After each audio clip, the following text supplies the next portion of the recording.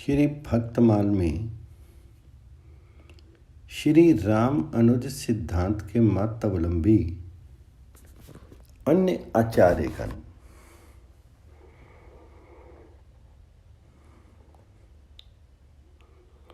देवाचार्य द्वितीय महामहिमा हरियानंद तस्य राघवानंद भय भक्तन को मानद पृथ्वी पत्रावलंब करी काशी अस्थाई चारी बरन आश्रम सब ही को भक्ति दे डाई तिनके रामानंद प्रगट विश्व मंगल जिन्ह बपू धर्यो राम अनुज पद्धति प्रताप अवनि अमृत होयो अनुसर्यो।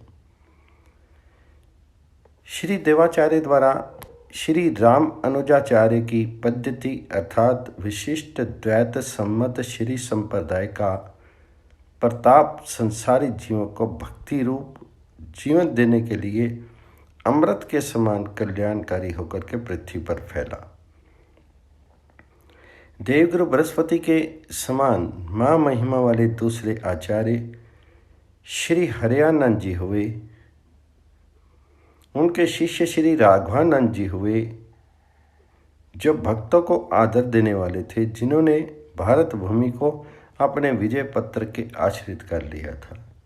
ये काशी में स्थायी रूप से निवास करते थे। इन्होंने चारों वर्णों और चारों आश्रमों के लोगों में भगवान जी की भक्ति को सदृढ़ रूप से स्थापित किया। उनके शिष्य रूप में भगवान श्री रामानंदाचार्य जी प्रकट हुए, जिन्होंने संसार का कल्याण करने के लिए ही शीर धारण किया था। श्री संप्रदाय के इन संतों का पावन चरित्र संक्षेप में इस प्रकार से है। पहले है श्री देवाचार्य जी। श्री देवाचार्य जी महाराज भगवत प्राप्त परम वैष्णव सिद्ध संत थे। श्रीमद् भागवत ग्रंथ पर आपकी अगाध श्रद्धा थी। आपके कथावचन के समय जड़ चेतन सभी मंत्र मुग्ध हो जाते थे। वैष्णव धर्म का प्रचार करना आपका जीवन लक्ष्य था और इसकी संपूर्ति के लिए आप सदैव विचरण किया करते थे। एक बार की बात है, आप काशीपुरी की यात्रा पर थे। मार्ग में आपने एक गांव में विश्राम किया। गांव वाले बड़े ही श्रद्धालु थे। उन्होंने अपने बीच वैष्णव संत को देखा तो उनसे सत्संग कथा प्रवचन करने का अनुरोध किया। फिर क्या था, संत श्री देवाचार्य जी महाराज तो यही चाहते ही थे कि कथा प्रवचन के माध्यम से भगवत भक्ति का प्रचार हो। उन्होंने मन ही मन यमल अर्जुन उद्धार की कथा सुनाने का निश्चय किया। उनका उद्देश्य था कि लोग उस परमात्मा की भक्ति करें जो चेतन क्या जड़ का भी उद्धार करने वाला है। ऐसा निश्चय करके आचार्य जी ने श्रीमद् भागवत के दशम स्कंद में आई उखल बंधन एवं नल कुबर के उद्धार की कथा सुनाना प्रारंभ किया। अकस्मात समीप में ही स्थित एक प्राचीन विशाल वृक्ष भयंकर ध्वनि के साथ जड़ से उखड़ करके पृथ्वी पर गिर पड़ा। सभी लोग उस महान आश्चर्यमय घटना को देख भुजक्के रह गए। उनमें आपस में चर्चा होने लगी, किसी प्रकार का आंधी तूफान तो आया नहीं, फिर ये वृक्ष क्यों उखड़ पड़ा। श्री देवाचार्य जी इतनी बड़ी घटना के बाद भी शांत और स्थिर चित्ती रहे। इतने में ही जय जय की गंभीर ध्वनि करता हुआ एक दिव्य पुरुष वृक्ष की जड़ से प्रकट हुआ और श्री देवाचार्य जी के चरणों में प्रणाम करके कहने लगा, हे प्रभु, आपने भगवान श्री हरि की मंगलमय कथी सुना करके वृक्ष योनि से मेरा उद्धार कर दिया। अब मैं श्री भगवान जी के धाम जा रहा हूँ। ये कहकर के वह दिव्य पुरुष अदृश्य हो गया और आकाश में शंख एवं घड़ियाल की मंगलमयी ध्वनि होने लगी।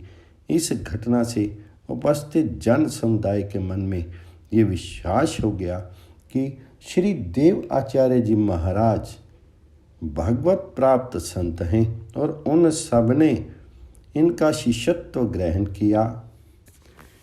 इस प्रकार श्री देव आचार्य जी ने अनेक स्थानों का भ्रमण करके लाखों लोगों को भगवत भक्त बना करके उनका कल्याण किया। अगले प्रसंग में है श्री हरियानंद जी। परम वैष्णव संत श्री हरियानंद जी महाराज श्री श्रीयानंद आचार्य जी महाराज के शिष्य थे।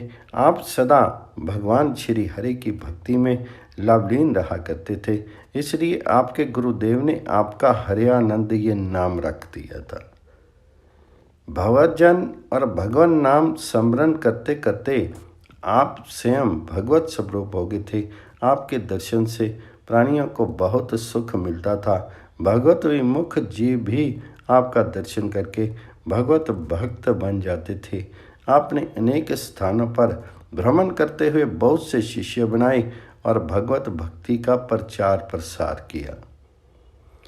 एक बार आप महाप्रभु भगवान जगन्नाथ जी का दर्शन करने भगवत धाम श्री जगन्नाथपुरी की यात्रा पर जा रहे थे। आपके साथ और भी बहुत से वैष्णव भक्त थे। उससे जगन्नाथपुरी में भगवान श्री जगन्नाथ जी की रथ यात्रा का महोत्सव चल रहा था।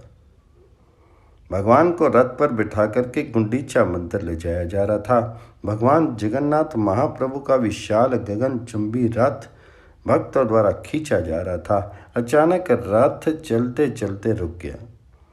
लोगों ने बहुत प्रयास किया, परंतु रथ टस से मस नहीं हुआ। संभवतः भगवान जी को अपने भक्त की प्रतीक्षा थी या उसकी महिमा का ख्यापन करना था।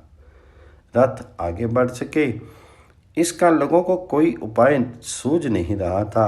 तभी श्री हरियानंद जी भीड़ से निकल करके आगे आए और सबको सुना करके कहा कि आप लोग रथ को छोड़कर दूर हट जाएं, ये रथ स्वयं चलेगा। श्री हरियानंद जी महाराज की बात सुनकर के उपस्थित जन समुदाय रथ छोड़ करके अलग हट गया। आश्चर्य! रथ अपने आप चलने लगा और 100 कदम तक अपने आप चलता रहा। उपस्थित जन समुदाय में महाप्रभु जगन्नाथ स्वामी के साथ साथ श्री हरियानंद जी महाराज की भी जय जयकार होने लगी। सबने मान लिया कि ये कोई सिद्ध संत हैं। भगवान जी ने इन्हीं के लिए अपना रथ रोक रखा था। संपूर्ण जन समुदाय इनका शिष्य बन गया। इस प्रकार श्री हरियानंद जी महाराज ने बहुत से लोगों को अपना शिष्य बना करके उन्हें भगवत भक्ति के मार्ग में लगाया। अगले प्रसंग में तीसरे हैं श्री राघवानंद जी। श्री संप्रदाय में श्री राघवानंद जी महाराज को गुरुदेव वशिष्ठ का अवतार माना जाता है।